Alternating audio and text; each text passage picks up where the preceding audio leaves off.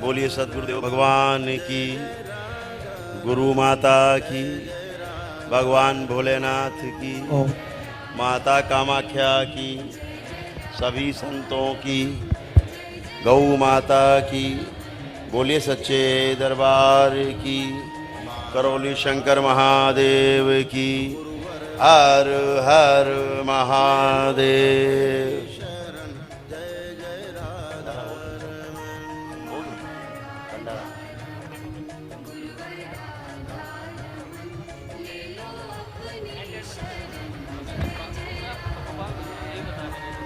भंडारा भी चल रहा है कि हो गया? सब लोग हो गए, भंडारा निपट गया?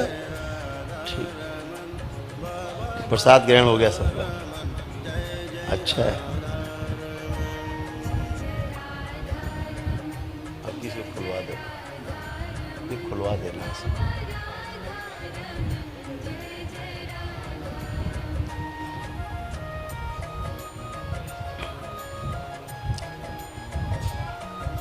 अमावस्या के इस पावन दिवस पर दरबार में आप सभी का और आपके अच्छे अच्छे भोले भाले पितरों का सभी का स्वागत है।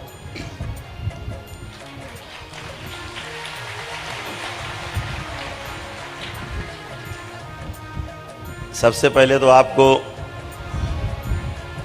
दरबार की और कोई कार्रवाई आगे बढ़ाएं तो एक शुभ सूचना दे दें कि मारण का जो तंत्र है उसमें एक समस्या आ रही थी कटने में कि जो लोग आ रहे थे परिवार के उनका कट रहा था, जो घर में रह जा रहे थे उनका नहीं कट पा रहा था। तो बाबा और माँ ने शक्ति खोल दी है आज से कि एक भी व्यक्ति अगर दरबार में संकल्प करेगा आके स्मृति चिकित्सा के संकल्प में जब हमसे मिलता है तो एक ही व्यक्ति के आने से पूरे परिवार के सभी सदस्यों का जो आपके हवन के पुण्य में शामिल हैं सभी का मारण तंत्र कट जाएगा यदि आप में ऊर्जा है पूरी तो।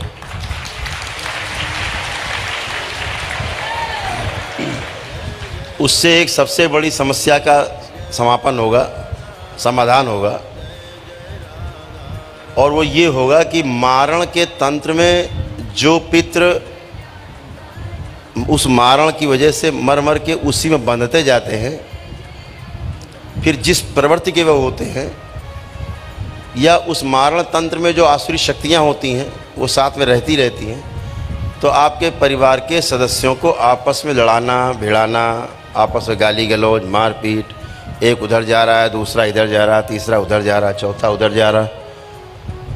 मारण कट जाने के बाद फिर ये चीज़ें ख़त्म हो जाती क्योंकि वो रहते नहीं हैं, तो उसमें भी एक सबसे बड़ा जो लाभ होगा वो यही होगा कि इस तरह की गंदगी भी जाएंगी और सभी लोग परिवार के एक साथ स्वस्थ होंगे। जो पति पत्नी के तमाम झगड़े तनाव आप देखते हैं रोज़ कि आपस में देखना नहीं चाहते, शक्ल नहीं देखना चाहते एक दूसरे की, लेकिन जब पूरी तरह मारण कट जाता है और सारी गंदगी निकल जाती है, स्मृतियाँ निकल जाती हैं, तो वही प्रेम आपस में, जैसे अभी कल ही था तो बच्ची थी शायद यहाँ हो, पति पत्नी भयंकर झगड़ा। अब स्मृति कितना गहरा काम करती है कि शादी के पहले उसकी जो शादी हुई पति से उसको पसंद नहीं था। आपने कल का वीडियो देखा होगा, कल के लाइव में, कल कुछ लोग रहे भी होंगे इसमें से।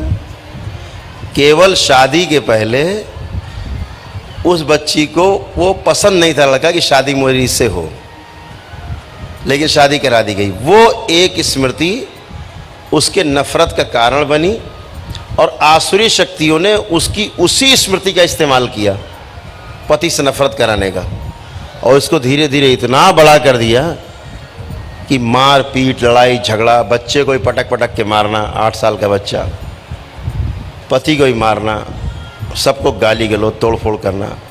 वो एक स्मृति को इतना बढ़ा दिया। एक स्मृति आपकी गड़बड़ होती है और आसुरी शक्ति क्या करती है, उसी को बढ़ा देती है, वही सोच आपकी बड़ी कर देती है। तो जैसे हमने उसको काटा, आखिरी में दरबार ने दिखाया कि इसकी शादी बिना मर्जी की हुई थी, वो वाली स्मृति अभी काम कर रही है, इसलिए पति से प्रेम नहीं कर पा रही। तो जैसे ही वो कटी वैसे ही बोले अब तो बहुत अच्छे लग रहे हैं, हमें तो ऐसा लग रहा है जैसे आज ही शादी हुई है, आज ही फेरे पड़े हैं, ऐसी फीलिंग आ गई।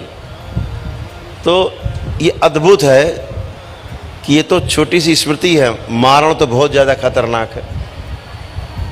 उसमें एक ही समस्या आती है कि आपकी तमाम जो समस्याएं रहती हैं जाती हैं, समाप्त होती हैं, लेकिन आपके वो 9 हवन के पुण्य में जो एक दिन का हवन करते हैं उनके बाद तो बहुत शक्ति रहती है। वो तो चाहे वो रोज़ आगे कुछ ना कुछ कटवाते रहें, कोई समस्या नहीं आती, बहुत उनके पास हाई एनर्जी रहती है, बड़ी ऊर्जा रहती है, सकारात्मक।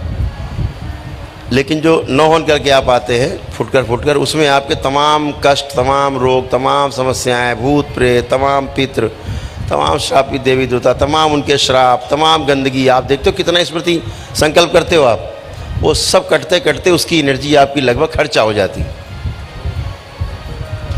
10 में 2 ही 4 लोग ऐसे होते जिन पे एनर्जी रहती कि मारण कट जाए, 5, 6, 7 लोग ऐसे होते जिनमें एनर्जी बचती नहीं।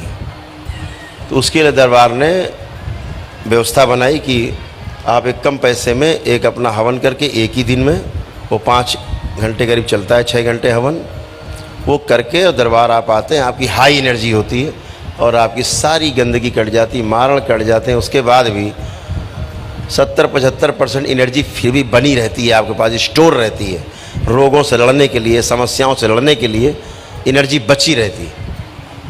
दरबार इंडिकेटर दिखाता रहता है, टिक टिक रुक जाओ, अब मत करो। सब बच्चे देखते रहते हैं दरबार के, जिनके पास दृष्टि है, दरबार के बच्चे सेवा करते हैं यहाँ जो, ये सब देखते हैं अपनी दृष्टि से कि कहाँ क्या हो रहा है, आप में क्या हो रहा है, उसमें क्या हो रहा है। ये सब जो पढ़ रहे हैं, सीख रहे हैं, ये सब देखते रहते हैं। तो ये तमाम चीज़ें हैं जो, इसके अलावा भी तमाम शक्तियाँ ऐसी खुली हैं विशाल कि अब मुझे नहीं लगता कि कोई शक्ति खोलने की आवश्यकता अब पड़ेगी करौली सरकार के दरबार को।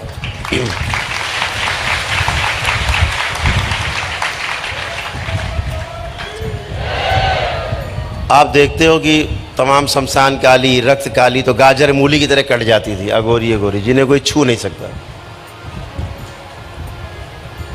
अभी तमाम ऐसे और इससे ही बड़ी बड़ी शक्तियां थी जो सृष्टि में गंदगी फैला रही थी। करौली सरकार के दरबार के भक्तों में नहीं, सृष्टि में हर एक मानव से।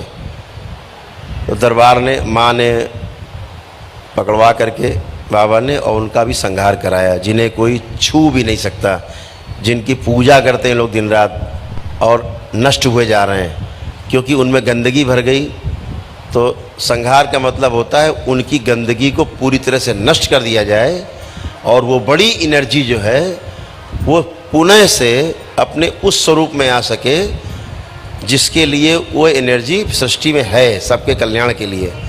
लेकिन मानव जाति के साथ काम करते करते वो एनर्जी इतनी खराब हो जाती, गंदी काली हो जाती है कि उल्टा काम करने लगती है। तो उसको भी संहार का मतलब इतनी बड़ी बड़ी शक्तियों का जो संहार होता है उसका अर्थ यही होता है कि हम उसकी गंदगी को पूरी तरह से दरबार पूरा नष्ट कर देता है और एक नए प्रकाश में, नए प्रकाश पुंज में, एक बड़े प्रकाश पुंज में फिर से वो शक्ति काम करने के लिए, अच्छा काम करने के लिए तैयार हो जाती है।